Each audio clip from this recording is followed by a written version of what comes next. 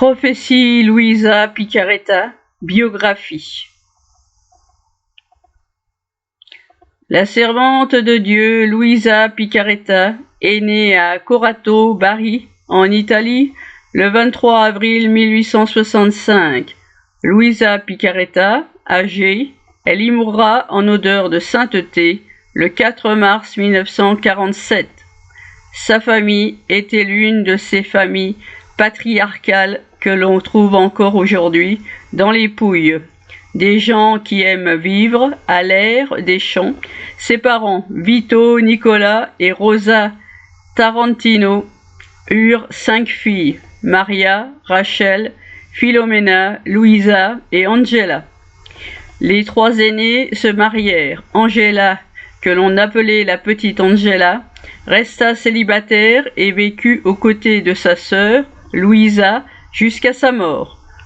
Luisa naquit le dimanche in albis et fut baptisée le jour même. Son père, quelques heures après sa naissance, l'enveloppa dans une couverture et l'emmena à la paroisse pour y recevoir son baptême. Nicola Picaretta travaillait comme métayer dans une ferme qui appartenait à la famille Mastrorilli. Cette ferme se trouvait dans une petite localité des Murges, Tor Disperata, à 27 km de Corato. Ceux qui connaissent l'endroit peuvent apprécier la sonalité du silence qui règne sur ces collines ensoleillées. Dépouillée et pierreuse, Luisa y passa toute son enfance et son adolescence. Le grand bon vieux mûrier au tronc percé dans lequel elle aimait se cacher pour prier, loin des regards indiscrets, existe encore. C'est dans ce lieu solitaire et ensoleillé que commença pour Luisa cette grande aventure divine qui la conduira sur les sentiers de la souffrance et de la sainteté. C'est d'ailleurs là qu'elle subira les assauts du démon, des souffrances indicibles dont son corps ne saura être épargné. Pour se libérer de ses peines, Luisa se réfugiait sans cesse dans la prière, s'adressant en particulier à la très sainte Vierge, dont la seule présence constituait pour elle une grande consolation. La divine providence conduisait la jeune fille sur des sentiers d'un tel mystère qu'il ne pouvait y avoir de joie plus grande que Dieu et la grâce de Dieu. Un jour, en effet, le Seigneur lui dit « J'ai remué la terre entière, regardant une par une toutes les créatures. Je voulais choisir la plus petite d'entre elles, et c'est toi que j'ai trouvée, toi la plus petite d'entre toutes. Tu me plaisais, alors je t'ai choisi. Puis je t'ai placé sous la protection de mes anges, non pas pour qu'ils te fassent grandir, mais pour qu'ils veillent sur toi. Toi si petite, ma volonté était faite et je pouvais poursuivre mon œuvre. Ceci n'est pas pour que tu te sentes plus grande, bien au contraire, ma volonté te fera encore plus petite et tu resteras la petite fille de la volonté divine. » À l'âge de 9 ans, Luisa reçut l'Eucharistie pour la première fois, puis sa confirmation. Dès lors, elle apprit à rester en prière des heures entières au pied du Saint-Sacrement. À 11 ans, elle fut fille de Marie, alors en pleine floraison, à l'église Saint-Joseph, puis tertiaire dominicaine, sous le nom de Sœur Madeleine. Elle fut une des premières à s'inscrire au 3e ordre, dont son curé de paroisse était le fondateur. Sa dévotion pour la Mère de Dieu développera en elle une profonde spiritualité mariale, prélude de ce qu'un jour elle aurait écrit sur la Vierge Marie. La voix de Jésus accompagnait Luisa dans son cheminement. Elle se détacha d'elle-même, de tout et de tous les autres. Vers l'âge de 18 ans, du balcon de chez elle, via Nazario Soro, elle eut une vision. Jésus souffrant sous le poids de sa croix était là, sous ses yeux. Il la regardait et lui disait « Âme, aide-moi ». Cette apparition suscita en elle le désir insatiable de souffrir pour Jésus et pour le salut des âmes. Commencèrent alors pour elle ces souffrances physiques qui, ajoutées aux souffrances spirituelles et morales, allèrent jusqu'à l'héroïsme. Sa famille, voyant tous ces phénomènes, la crut malade et fit appel à la science médicale, mais tous les médecins interpellés à son chevet ne surent résoudre son cas, un cas aussi unique que singulier.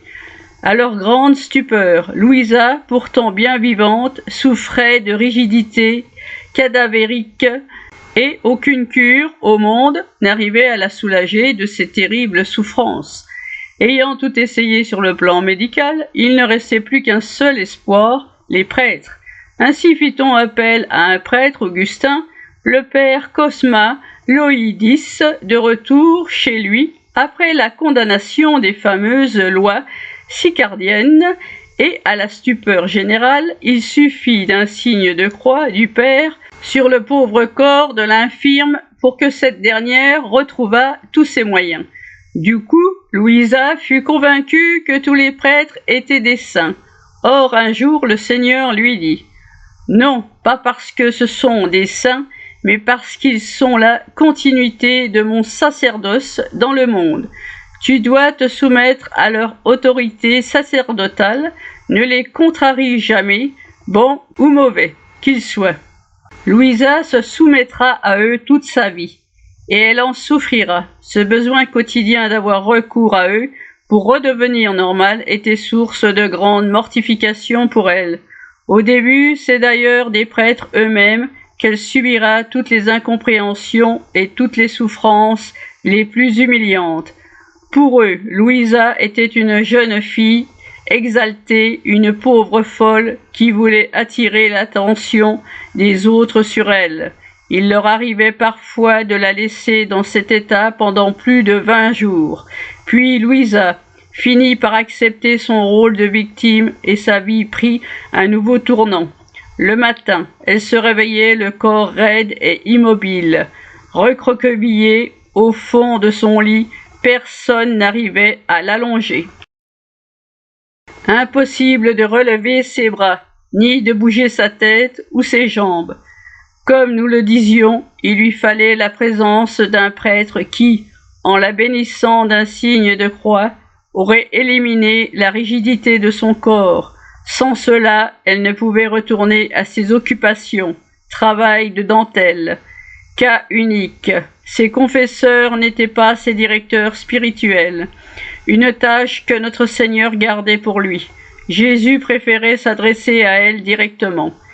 Il l'éduquait, corrigeait ses fautes, et s'il le fallait, n'hésitait pas à lui faire des reproches, la portant peu à peu au plus haut sommet de la perfection.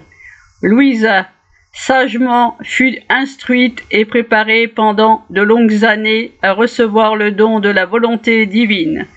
Après avoir su ce qui se passait à Corato, l'archevêque de l'époque, Monseigneur Giuseppe Bianchi d'Otula, 22 décembre 1848, 22 septembre 1892, consulta plusieurs prêtres et décida de prendre sur lui la responsabilité de cette affaire.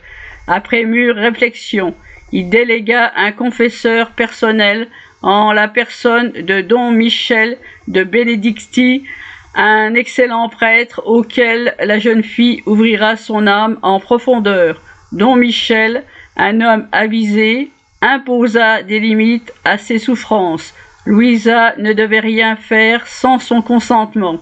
Il lui ordonna de manger au moins une fois par jour, tout en sachant parfaitement qu'elle aurait immédiatement tout rejeté.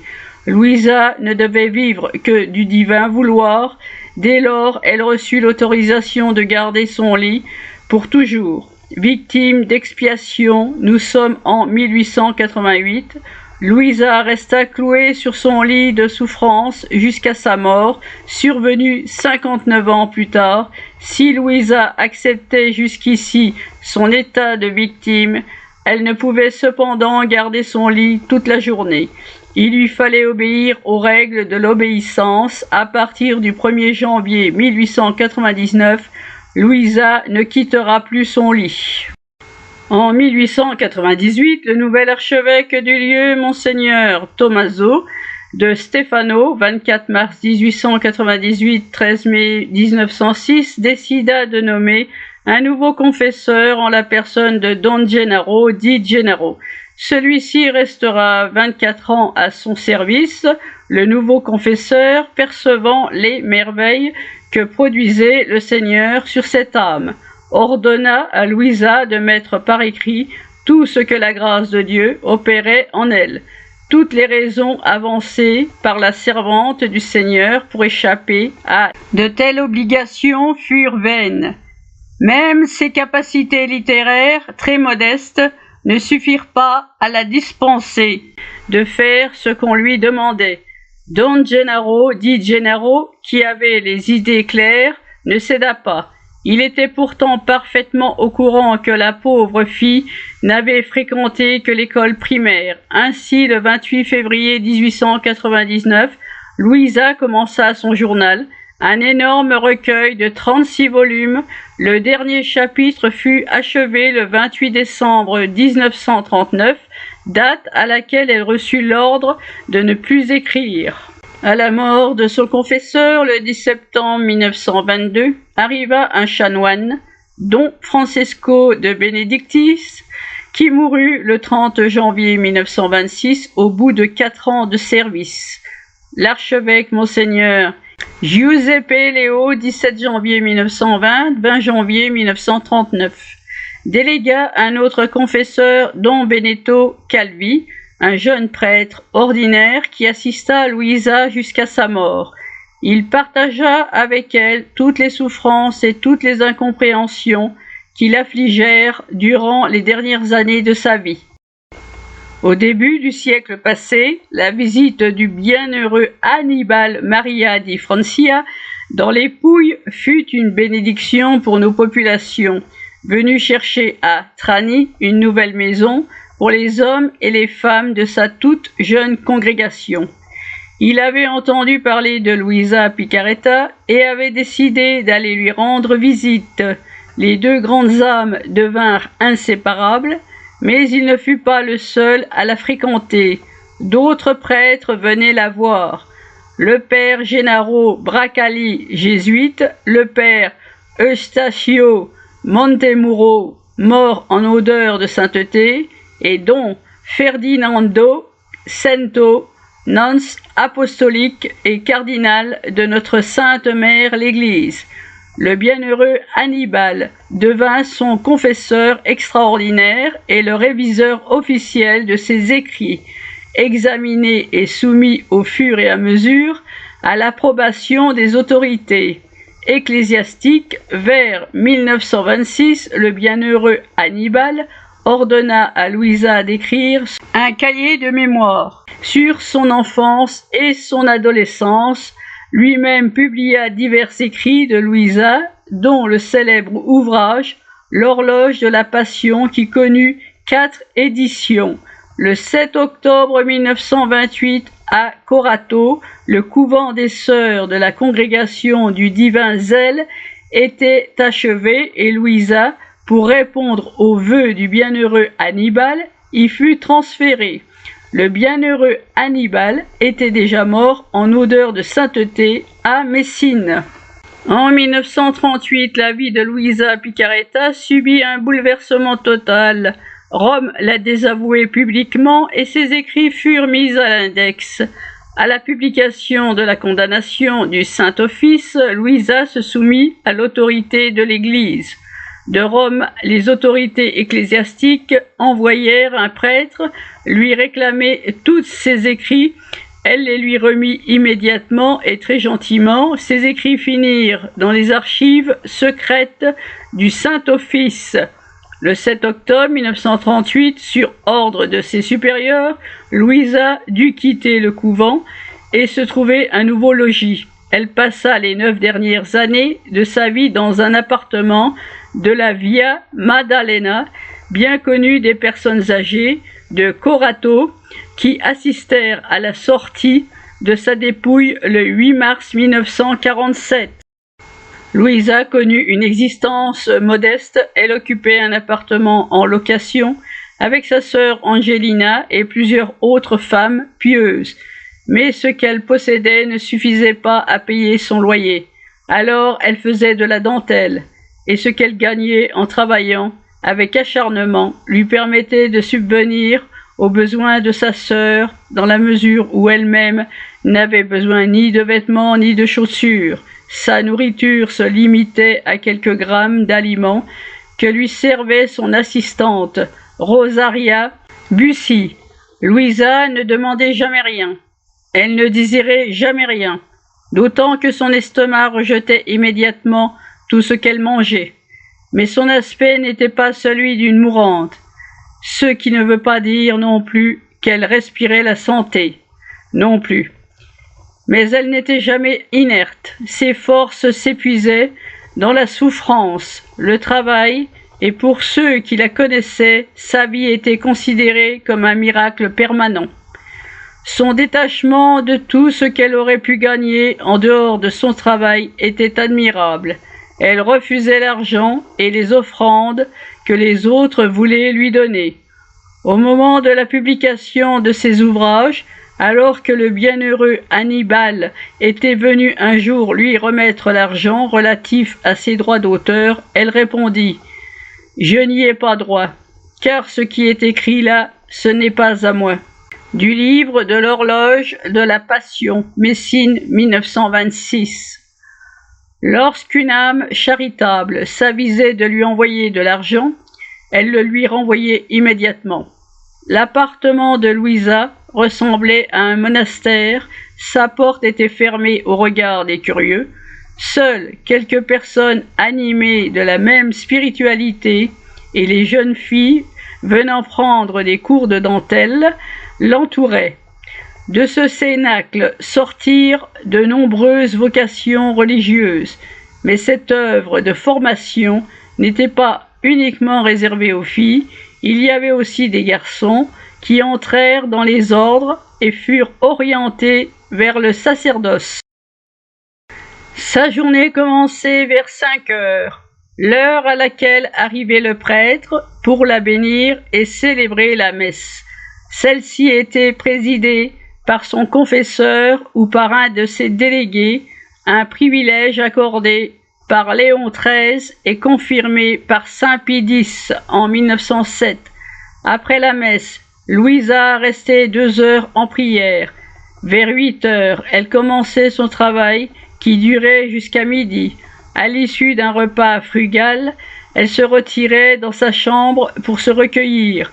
Dans l'après-midi, au bout de quelques heures de travail, elle récitait son chapelet. Le soir, vers 20 heures, Louisa prenait son journal et se mettait à écrire jusqu'à minuit. Elle se réveillait au petit matin, le corps immobile, bloqué, toute recroquevillée dans son lit, la tête penchée vers la droite, et il fallait attendre l'intervention du prêtre pour pouvoir l'asseoir dans son lit et qu'elle puisse reprendre sa routine. Louisa mourut à l'âge de 81 ans, 10 mois et 9 jours, le 4 mars 1947, au bout de 15 jours de maladie. La seule et unique maladie que l'on ait réussi à diagnostiquer, une pneumonie. Elle mourut au petit matin, à l'heure même où le prêtre, en la bénissant, l'aurait libérée de son état. L'archevêque du lieu était alors Monseigneur Francesco Petronelli, 25 mai 1939, 16 juin 1947. Louisa garda sa position assise. L'allonger était absolument impossible et phénomène extraordinaire, son corps ne souffrait plus de rigidité. À l'annonce de sa mort, toute la population, tel un torrent en pleine crue, se déversa chez elle et il fallut faire appel aux forces de l'ordre pour contenir la foule qui, jour et nuit, venait la voir. Louisa était chère à leur cœur. Louisa la sainte est morte, s'écriait-on, et tout le monde se précipitait. Ainsi, les autorités publiques et sanitaires acceptèrent d'exposer sa dépouille pendant 4 jours de suite sans qu'il n'y ait aucun signe de corruption du corps. Louisa n'avait pas l'air morte, elle était assise dans son lit, vêtue de blanc. On aurait dit qu'elle dormait, car, comme nous le disons, son corps avait perdu toute rigidité. En effet, bouger sa tête, lever ses bras, plier ses mains et tous ses doigts ne demandaient aucun effort. On pouvait même soulever ses paupières et observer ses yeux, des yeux tout à fait brillants, absolument pas voilés. Pour tout le monde, Louisa était encore vivante, plongée dans un sommeil profond. Un conseil de médecin, convoqué pour la circonstance, prit le temps de bien examiner sa dépouille avant d'en conclure que Louisa était vraiment morte et qu'il ne s'agissait pas d'une mort apparente comme tout le monde croyait. Louisa disait toujours qu'elle était née à l'envers. Il est donc juste que sa mort fût à l'envers par rapport aux autres. Elle restera donc assise, sa position habituelle, position qu'elle gardera jusqu'au cimetière, installée dans un cercueil aux parois de verre construit spécialement pour elle. Tout le monde pouvait la voir, telle une reine assise sur son trône, toute de blanc vêtue. Le fiat posé sur sa poitrine fut de 40 prêtres. Le chapitre et le clergé local participèrent au cortège funèbre. Les sœurs, à tour de rôle, la portèrent sur leurs épaules, se créant un passage dans la foule immense. Les rues étaient bondées. C'était incroyable. Il y avait des gens partout, sur les toits, au balcon, et le cortège avait du mal à passer. Les obsèques de la petite fille de la divine volonté furent célébrées par le chapitre au grand complet en l'église mère. Toute la population de Corato accompagna le corps jusqu'au cimetière.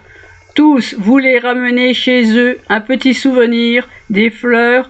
Au bout de quelques années, sa dépouille fut transférée en l'église Sainte-Marie la Grecque. En 1994, jour de la fête du Christ roi, son Excellence Monseigneur Carmelo Cassati, en présence d'une foule nombreuse de fidèles et de personnalités étrangères réunies en l'église mère, ouvrit officiellement le procès de béatification de la servante de Dieu Louisa Picaretta.